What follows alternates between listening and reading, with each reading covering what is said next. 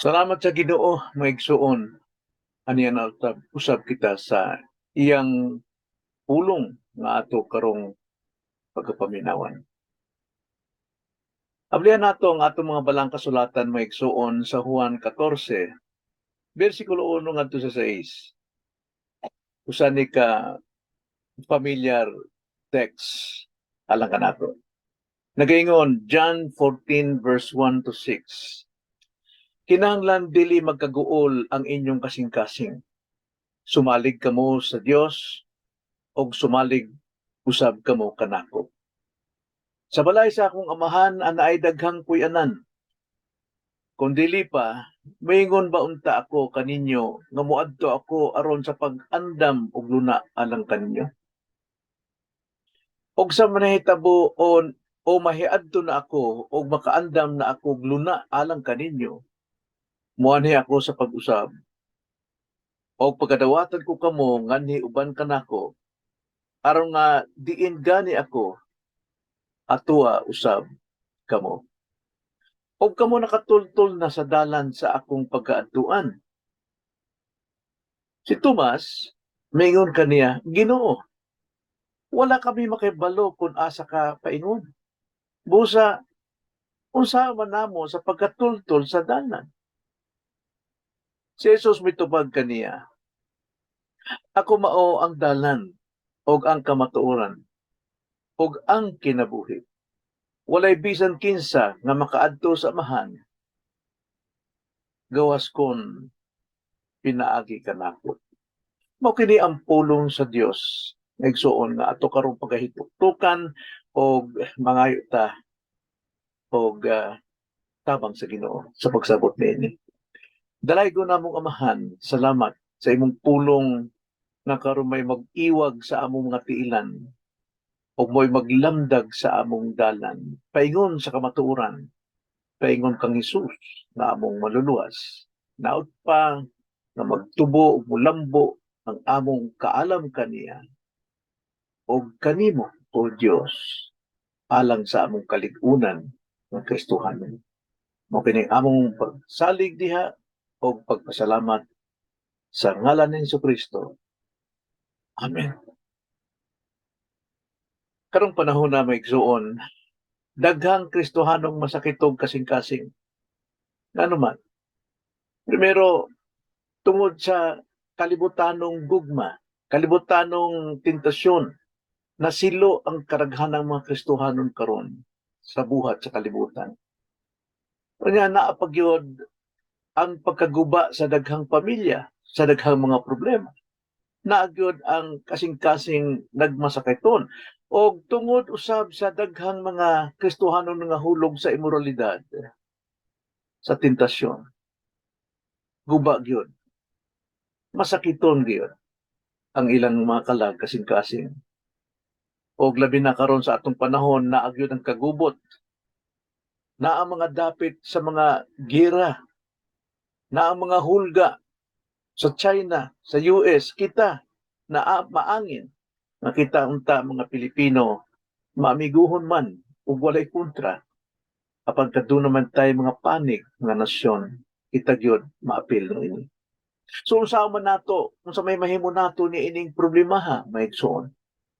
Pagwilain, gawa sa at nga atong dad-ong kining tanan ngadto kang Hesus. Kay tungod si Hesus lamang ang makatambal sa mga magul-anon, masakiton nga kasing-kasing.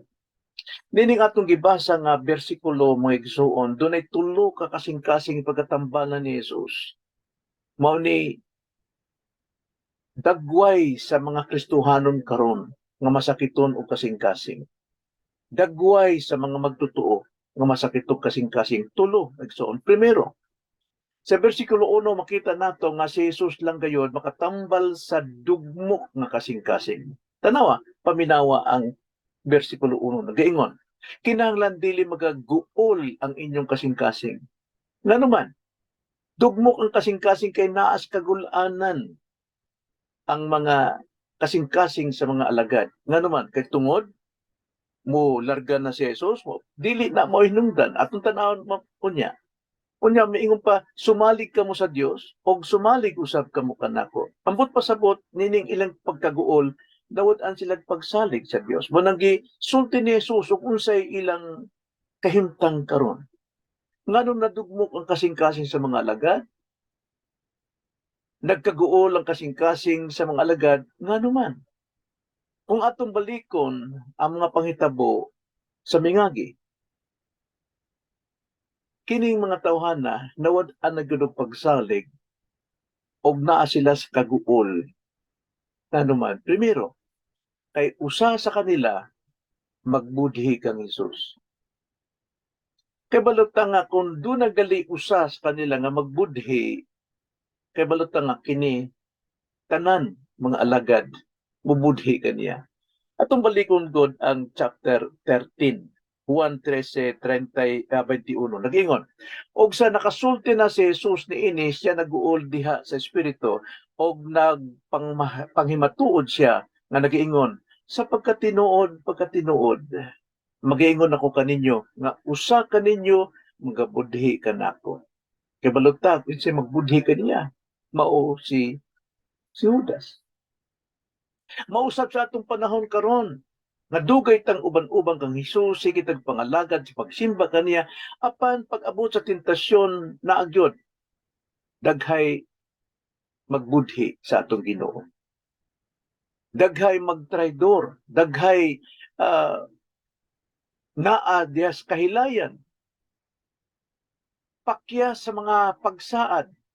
Sa diha nga kita nakatagbo kang Hesus sa primero nato pagkatagbo, manaad ta Ginoo, mga lagad gyud ko nimo bisan pa mag-unsa ning akong kinabuhi, anha gyud ko mga lagad nimo. Apan pag-abot sa kahilayan ining kalibutan, mga tentasyon, mibalik, abudhian gyud ang Ginoo.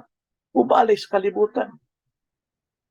Og usapod kanila dili kay ingon nga dunay magbudhi kaniya naapag usa nga mamakak kang Hesus. Kung ang usa nga alagad ni Hesus namakak, ato makita na nga karaghanan kanila, karaghanan mamakak usa. Kisa man ning namakak si Pedro. Tanawang atong basahon sa chapter 13, John 13:36, nag-ingon. Si Simon Pedro mingon kaniya, Ginoo, asa man ikaw paingon? Asa man ikaw paingon? Si Jesus mitubag kaniya, asa ako paingon, dili pa ikaw makasunod kanako karon. Apan, makasunod ka ra unya. Apan mingon si Pedro, Lord, bisan asa ka, uban ko nimo. Dili ko mobiya nimo. Kumubiya ang tanan, ako dili. Apan pag-abot sa lihok sa unod, paglihok sa iyang kaugalingon, sa kahadlok, mitalikod siya kang Hesus. Bibiya siya. Og namakak siya. Sa diha nga gisakop na si Jesus sa mga Romano, kung sa'yo nahitabo, midadagan sila, tanan. Og kini si Pedro, midagan usab. O niya nagpaduol siya. Niya miuban sa mga katawhanan nga na nagpainit sa kalayo. O niya dito gipangutanan siya, kauban ka ni Jesus, namakak yun siya. O niya, grabe ba yun ang iyang pamakak. Atong basahon, John 13, verse 37 to 38. O si Pedro mingon kaniya, Ginoo, nganong dili man ako makasunod kanimo karon? Ihalad ko ang akong kinabuhi sa pagkamatay alang kanimo. Og si Jesus mitubag kaniya, ihalad mo ba di ay ang imong kinabuhi sa pagkamatay alang kanako? Sa pagkatinuod, Pedro, sa pagkatinuod, magaingon ako kanimo, nga ang manok dili mo tugaok hangtod sa ikalimod mo ko sa makatulog. Kaya na, pagkapait, maigsuon, nga daghang mga Kristohanon, kung kinigaling apostol na nakalimod pa na makak pang Jesus, unsa makita,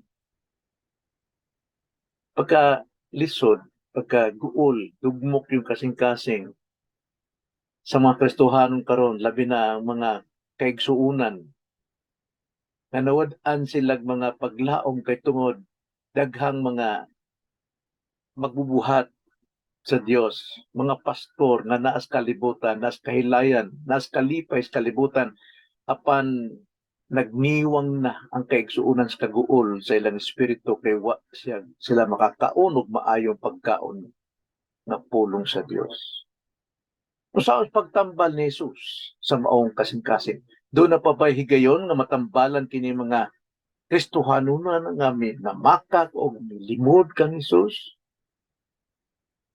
Well, ang pulong sa Dios pagkanindot na igsoon kay tungod bisa magkaunsa ang atong kinabuhi dili mausab ang Ginoo. Magpabilin siyang Ginoo, magpabilin siyang Dios, magpabilin siyang matinud-anon. Dili niya ikalimod ang iyang kaugalingon. Nag-iingon ng 2 Timoteo 2:13, kung ugaling kita dili man kasaligan, siya, kinsa siya? Ang Dios, si Jesus. Siya magapabilin nga kasaligan. Tiyaw na, kitang tanan nga naagyod masakiton o kasing-kasing dugmok tungod sa atong mga sala. Naagyod tayo paglaom kay dili gyud mausab ang atong Ginoo. Magpabiling gyud siyang matinud-anon kanato. Mamakakman si Kristo kanunay tinuod.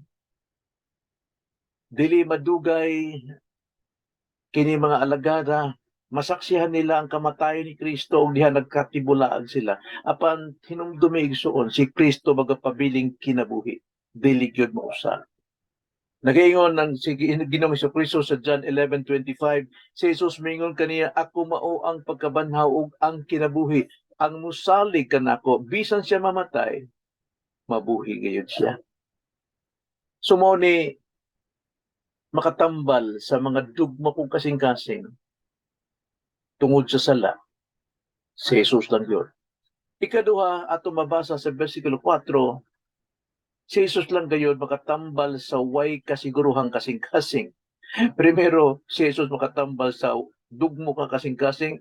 Karon, si Jesus lang gihapon na makatambal sa way kasiguruhang kasing-kasing. Maduha-duhaon.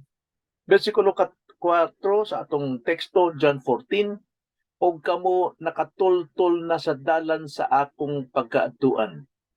Nakatultol na ang mga alagad, ang mga apostol. Tinuod man gid na kay kauban man la si Jesus. Jesus man gyud ang tinuod nga dalan. Og nakatultol na sila kay nakauban na sila. Apan sama ni Tomas, walay siguro.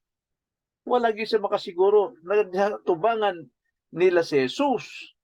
Ayaw kamo pagkaguol, sumalig kamo sa Dios, sumalig kamo kanako. Kung sa may gisulti ni Tomas, atong basahon sa versikulo 5, si Tomas maingon kaniya, Ginoo, wala kami mahibalo kung asa ikaw paingon. Busa, kung saan man namo sa pagkatultol sa dalan. Tiyaw na, kung saan kuno pagkatultol sa dalan, pangutanan Tomas, mausip pangutana sa mga alagad. Kauban nila. Kauban sila nagsalo sa pagkaon, sa pagpangatulog, kauban sa mga kasakit, na sa mga pagsulay, kauban si Jesus. Apan nagpangutan na lang gyapon sila usaw namo pagkatultol. Kung mauni pangutana sa mga alagad, maupo ni pangutana kinadak-an sa tibuok kalibutan. O ikaw, kasiguro ka ba? Unya, sa diha nga mamatay mi, sulti si Kristo nga ako makipagkita kaninyo na usaon ang ilang pagduduwag unsa may mapaabot sa lubnganan, lapas sa lubnganan. Wala man sa ilang pagtuo. Apan si Kristo diha sila nga tubangan og misulti. Gitubag kining pangutana. Primero gyud, wa pa mangutana si Tomas, gitubag na ni Jesus ang ilang pangutana. Versikulo 2 sa atong teksto, John 14:2. Mingon si Jesus sa balay sa akong amahan, ana ay daghang puy-anan. Kung dili pa, mingon ba unta ako kaninyo nga moadto ako aron sa pag-andam og luna alang kaninyo og mubalik ako aron kunhain ako tuaw sa kamo. Siya nagyud ang dalan. Apan kini si Thomas, dugkay ng kauban ni Kristo, way kasiguruhan ang iyang kasing-kasing. Unya, dili lang kay si Thomas, ay si ang nagpangutana, bisan pangali ang ubang mga alagad. Apan kang Hesus, mitubag si Jesus. Ang pulong ni Jesus mo'y makapalig-on diha sa bersikulo 2. Sa balay sa akong amahan, ana ay daghang puy-anan. Hibaw ina, na ay daghang puy-anan. Nga naman, kay kung dili pa, may ingon unta ko kaninyo, muadto ako ron sa pag-andam ug luna alang kaninyo. Mulakaw si Jesus, ngadto sa langit aron sa pag-andam. Mao ni kamatuoran. Ang pulong ni Jesus mao'y kamatuoran. Ang pulong ni Jesus may makatubag sa atong kaway kasiguruhan sa kinabuhi. Ang iyang tubag hangtod sa kahangturan. Alang sa eternity ang iyang katubagan. Dili ining temporaryong kalibutan lamang. Subusa sa atong pagpaminaw sa pulong ni Jesus, sa tubag ni Jesus, mawala ang tanang pagduha-duha sa atong kasing-kasing. Mo ni makatambal. Si Jesus na yun. Pulong ni Jesus mao'y katubagan sa way kasiguruhang kasing-kasing. Busa mingon si Ginoong Hesukristo sumala sa Juan 8:31-32. Unya si Jesus mingon sa mga Hudyong nga misalig kaniya, kung pabilin kamo sa akong pulong nan, kamo tinuod kayod nga akong mga tinunan. Og kamo mahibalo sa kamatuoran, og ang kamatuoran magahatag kaninyong kagawasan. Tan-awa na maigsoon, kadtong magapabilin sa akong pulong. Ambot pasabot, magtuon, magsabot, kinanglan kaputon pa ang daghang kamatuoran sa Dios og kini mo'y timaan na ikaw tinunan og mahibaluan ang kamatuoran og ang kamatuoran may makatubag sa atong way kasiguruhang kasing-kasing. Pulong sa Dios mao'y kasulbaran sa dugmok ng kasing-kasing. Pulong sa Dios mao'y kasulbaran sa way kasiguruhang kasing-kasing. Ikatulo, maigsuon. Si Jesus lang gayod makatambal sa dili luwas nun ng kasing-kasing. Dili luwas nun ng kasing-kasing. Kini mga alagad diri luwas na ni. Apan nagpangutan na lang gyapon sila. Labi na katong dili paluwas nun. Masakitog kasing-kasing. Basahan nato versikulo 4 ngadto sa 6 sa atong teksto John 14. Nagaingon, og kamo nakatultol na sa dalan sa akong pagaadtuan. Si Tomas miingon sa kaniya, Ginoo, wala kami may balukon asa ikaw paingon. Busa, unsaon man namo pagkatultol sa dalan? Unsay tubag ni Jesus? Si Jesus mitubag kaniya, ako mao ang dalan, og ang kamatuoran, og ang kinabuhi. Walay bisan kinsa nga makaadto sa amahan, gawas kon pinaagi kanako. Kasagaran sa atong panahon karon, ang mga kasing-kasing dili luwas nun, kay tungod nagtuo sila daghang dalan. Nagtuo sila nga pinaagi sa ilang pagpalansang sa krus, maoy dalan aron sila luwason sa Dios. Nagtuo sila nga sila makalimos og dagkong kantidad, makapatindog og mga simbahan, maoy dalan paingon sa kaluwasan.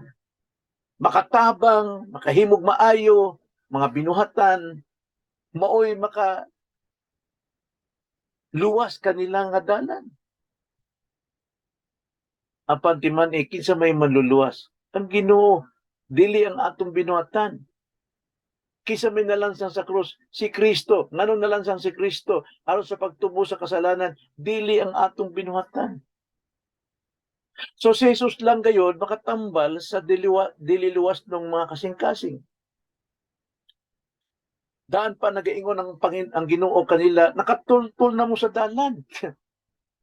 Versikulo 4, di ba? Og kamo nakatultol na sa dalan sa akong pag-aadtuan. So kini mga alagad nakatultol na. Apan nagpangutan na lang gihapon. Ang pangutanan ni Tomas, Ginoo, wala kami may balo. Kung asa ikaw paingon, busa. Unsa man namo pagkatultol sa dalan.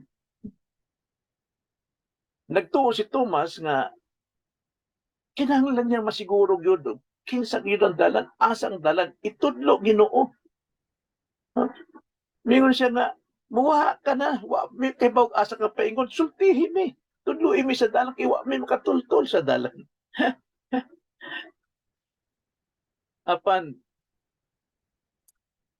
gitubag sila ni Jesus, si Tomas og si Felipe, kasi si Felipe sab mingon siya nga ipakita namo ang amahan aron kami makatuo. Ang tubag ni Jesucristo nining duha ug sa tanang mga alagad ug kanatong tanan mga Kristohano. Nag-iingon si Jesus sa bersikulo 9, Juan 14:9. Si Jesus mitubag kaniya, kadugay ko ng pakiguban kaninyo ug wala pa di ay makaila kanako, Felipe. Ang nakakita kanako, nakakita sa amahan. Naunsa bang miingon man ikaw, ipakita kanamo ang amahan. Kana, ipakita namo, kanamo ang amahan. So, tanan sila, mo ilang gusto nga ipakita. Mingon si Kristo, pagkadugay ko na kamong kauban. Mo ni sakit sa kasing-kasing mga igsuon. Sakit sa kasing-kasing sa mga daghang mga tao nga miangkong Kristohanon. No? Sa dugayng panahon, dugay nagsimba-simba, dugay nagpangalagad, ug digali mibarog ng pastor apan wala pa di ay kaila kang Hesus. Wala pa kaila sa Dios, wala pa kahibalos ka matuoran kung kinsa ang Dios, kinsa ang amahan. Mo na mingon si propeta Hosea didto pa sa daang tugon sa Hoseas 4:6 nga ang iyang mga katawhan nangalaglag tungod sa ilang kawalay kahibalo. Nagiingon, Hoseas 4:6, ang akong katawhan ginalaglag tungod sa kakulang sa kahibalo. Tungod kay ilang gisalikway ang kahibalo. O na misik ingon ang Ginoo, isalikway ko usab ikaw aron ikaw dili mahimong saserdote kanako sanglit imong hingkalimtan ang kasuguan. Og sa imong Dios ako usab baka makihikalimot sa imong mga anak. Mao man problema sa daghang Kristohanon, no? Ilang gisalikway ang kahibalo, dili sila maminaw. Sa wali dili maminaw. Unya ang magwawalipod dili magtuon sa pulong ang ilang iwali unsay nasa ilang hunahuna ra. Unya hingkalimtan ang kasuguan. Makalimot na sa Biblia. Giagop upan na ang Biblia in taon tos balay tos suok. Dili na maablihan, wala na pagbasa, wala na pagtuon ang magwawali. Ang ilang gitun-an karon ug unsay makita sa mga kaigsunan unsay kasaypanan, sigig pangigo, mauna lamang pagpasakit sa kasing-kasing. Hinay nga sila gitamak-tamakana sa sala sa kabuk-at sa ilang kasaypanan sa tibok simana. Ala itukmod pagyud sa mga magwawali, tamakan pagmaayo, sige pangigo. Imbes nga ilang iwali ang pulong sa Dios kay ang pulong sa Dios mao'y kasulbaran, mao'y tambal sa mga kasing-kasing dugmok, sa mga kasing-kasing walay kasiguruhan, sa mga kasing-kasing dili luwas. So, niini karong panahon na niining kahimtanga si Tomas o si Felipe o ang tibuok ng mga alagad, nganong nangutana man sila? Nga sila nakatultol naman sa dalan. Nangutana sila may igsuon, hinaot pa nga kung kita usab nakatultol na, maupuy atong pangutana. Buot nila nga makasiguro sa ilang kahimtang. Buot nila nga siguradong ilang kahimtang. Gusto nilang makauban si Jesus hangtod sa kahangturan. Dili sila mabuhi nga wa si Jesus, mingawon sila kang Jesus. Ikaw nagpangutana ba sama niini? Nagpangutan na ka ba katungod nakatultol ka sa dalan o kinahanglan magpangutan na ka kay kapakatultol sa dalan? Kinahanglan magpangutan na ka bisan pag nakatultol ka na. Di man simple lang kaayo ang kaluwasan. Yano lang ang kaluwasan. Musalig ka lang, luwas na. Mao na miingon sila nga, dali ara na na. So, luwas na ko. Apan, ang pagsalig sa imong kaluwasan, kinahanglan magtubo. Kinahanglan malig-on sa kamatuoran. Magtubo sa kaalam sa Dios o kang Kristo. Kinahanglan ang pagtuo mulambo, pinasikad sa kamatuoran, sa pagtuon, sa pagpaminaw.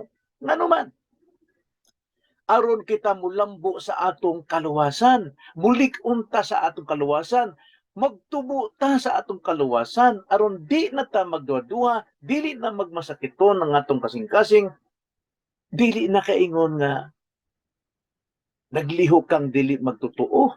Tanawa, Pilipos 2:12, nag-iingon si Pedro sa mga Kristohano din kini mga taga-Philippians, kuang kayo kining mainiton sa ilang pagpangalagad. Apan maitambag ni Pablo kanila, nag-iingon, Pilipos 2:12, busa mga hinigugma ko, maingon na kamo sa kanunay, nagamasinugtanon man dili lamang sa panahon nga ako anaa kaninyo, kundili labaw pagani sa panahon usab nga ako wala diha kaninyo, panlimbasugi ninyo ang inyong kaugalingong kaluwasan, no? Dili kayo manlimbasog mo or maluwas, dili doon na kaluwasan, panlimbasugi ang kaugalingong kaluwasan uban ang kahadlok o pagkurog. Kinahanglan panlimbasugan, magmalig-on ta. Mao na giingon po ni Pedro, 1 Pedro 2:2, nag-ingon, 1 Pedro 2:2, ug sama sa mga bata nga bag-o pang may nahimugso, tinguhaan ninyo ang espirituhanong gatas nga walay sambog, aron nga pinaagi niini kamo managtubo ngadto sa kaluwasan. Kinahanglan nato nga magtubo sa kaluwasan, kay kung dili magtubo ta sa kaluwasan, naapirmig yung madugmok ang atong kasing-kasing tungod sa sala. Pirmi guruway kasiguruhan atong kasing-kasing kay wate ka alam og mahitabo nga magkinabuhi kang dili luwas no ng imong kasing-kasing kay tungod wala kay kaalam.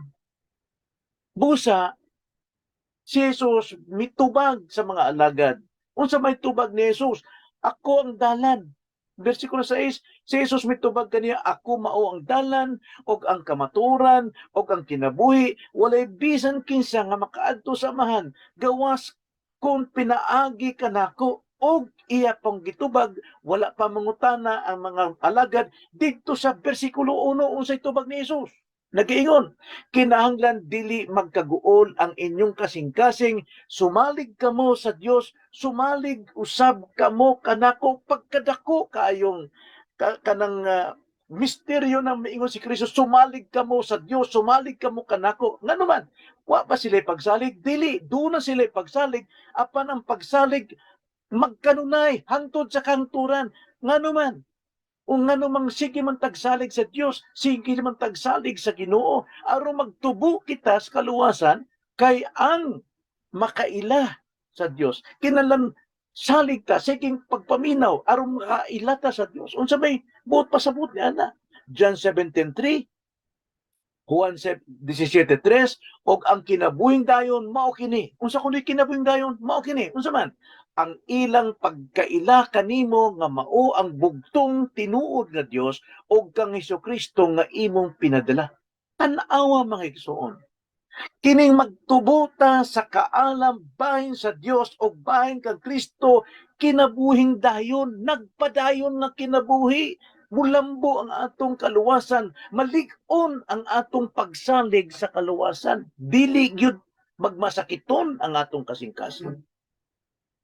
Subusa, mao kini atong siguruhon na naagyod ang tambal sa kasing-kasing si Kristo ang iyang pulong ragyod mo ay kasulbaran sa atong kinabuhi.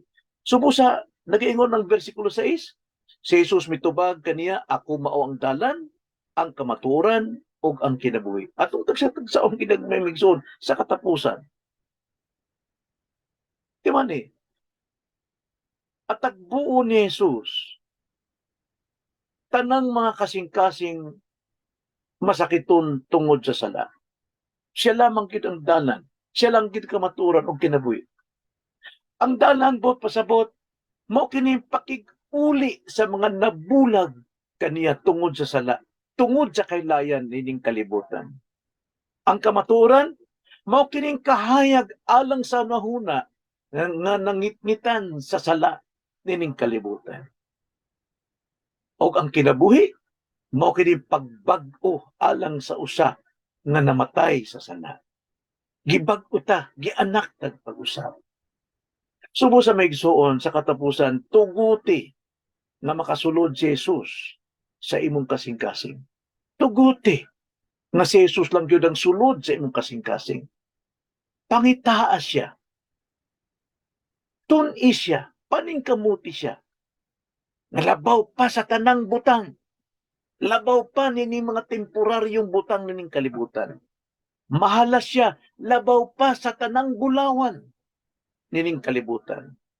Tanawang miingon sa salmista, atong basahon ang iyang testimonyo, Salmo 119, versikulo 121 ay 27, nag-iingon, tungod ni ana, gihigugma ko ang imong mga sugo, labaw kaysa bulawan.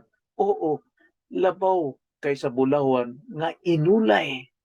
Pagkanindot ng bulawang inulay, sus pagkamahal niya na, apan ang gugma sa salmista sa pulong sa Dios sa kasuguan labaw pa ni ana. Samo po sa Proverbio 3:14 nag-iingon kay ang pagkabaton niini labaw pang maayo kaysa pagmanggad sa salapi. Og ang kaayuhan niini labaw pa kaysa fino na bulawan. Di ba ina? Labaw sa pagmanggad, labaw sa paghigugma sa sapi. Kay kining pagmahal sa pulo sa Dios labaw pa sa fino nga bulawan. Pagkabulahan ni anang anaa ang iyang kalipay sa kasuguan sa Dios. Ampo tamig suon. Dalay ko na mga amahan, salamat sa imong pulong karong adlaw. Hinaot pa na Lord, ana agyod magkaduol kami permi diha sa mananambal sa tanang klaseng masakitong kasing-kasing nga mao si Ginoong Kristo. Tambali maigsuon ang mga nawagtang, mga nawala, mga nabulag, mga masalawayon tungod sa gugma sa kalibutan. Tambalin ta ang Ginoo. In Jesus' name. Amen.